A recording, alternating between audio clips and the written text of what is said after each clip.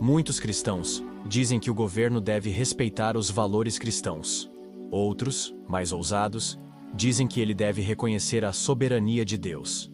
Mas poucos têm a coragem de dizer o que Joe Morecraft afirma no capítulo 12. A agenda do governo precisa ser moldada, palavra por palavra, pela Bíblia. Hoje, vamos explorar como seria um governo verdadeiramente cristão. E por que o cristão não pode apoiar agendas políticas que se desviam da lei de Deus. Primeiro, a Bíblia é a base legítima de qualquer autoridade civil. Morecraft começa com Provérbios 28 e 29, mostrando que 1. Quem rejeita a lei de Deus apoia o perverso. 2. Quem governa sem profecia, revelação divina, promove corrupção. 3. Onde há justos na liderança, o povo se alegra. Onde há perversos, o povo geme.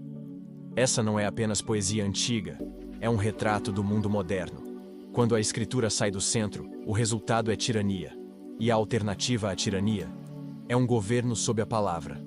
Romanos 13, 1, 7 apresenta 3 pilares. 1. Origem do governo, Deus. 2. Função do governo, proteger os bons e aterrorizar os maus. 3. Poder do governo, ministro de Deus, espada e tributos.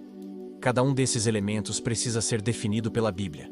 Segundo, um governo fiel reconhece a soberania de Cristo. Segundo Morecraft, o primeiro passo de um governo justo é se submeter publicamente à autoridade de Deus. Não basta respeitar a religião. Não basta ser pró-família.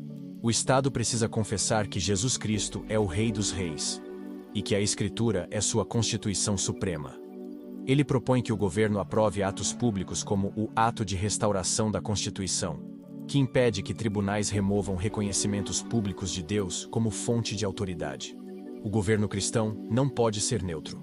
A neutralidade é uma mentira. Ou Cristo governa, ou o homem assume o trono, com consequências eternas. Terceiro, um governo justo limita seu próprio poder. O capítulo também enfatiza a necessidade de desmontar burocracias e agências que ultrapassam a autoridade bíblica e constitucional. Morecraft menciona áreas específicas: saúde, educação, bem-estar social, recursos naturais. Essas funções, segundo ele, pertencem à família, à igreja e à comunidade local. Quando o governo civil toma essas funções, ele vira um Deus concorrente. A aplicação plena da 10ª emenda da Constituição Americana é essencial. Tudo que não foi delegado ao governo federal é reservado aos estados ou ao povo. Quarto, proteger os indefesos, o aborto como crime capital. Em um dos trechos mais fortes do capítulo, Morecraft defende que o aborto é assassinato. A pena bíblica para quem comete esse crime é a pena capital. Juízes e políticos pró-aborto são cúmplices do homicídio em massa. O governo justo deve nomear apenas juízes pró-vida, comprometidos com a defesa da lei de Deus.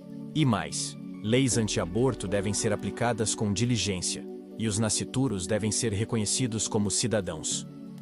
Quinto, o governo deve aplicar apenas a lei de Deus.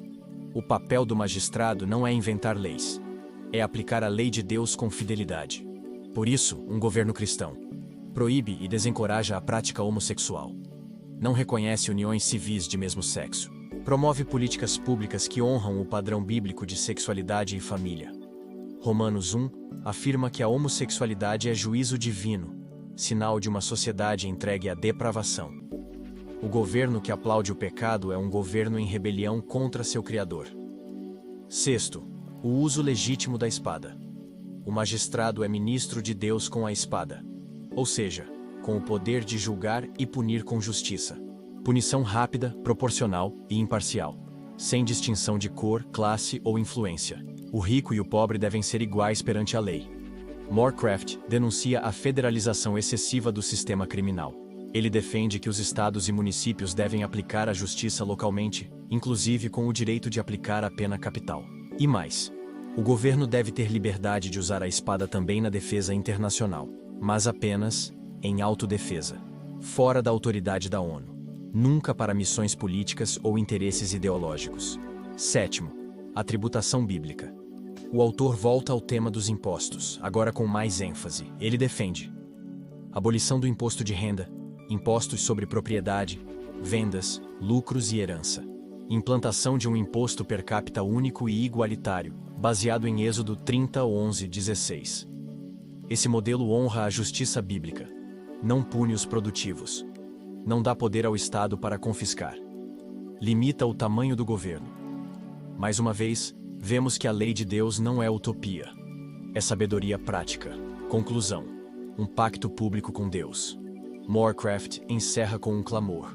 Os presidentes deveriam fazer um pacto público com Deus, comprometer-se com a lei divina e declarar fidelidade explícita a Jesus Cristo. Apocalipse 1:5 e 19:16 declaram que Ele é o Rei dos Reis e Senhor dos Senhores.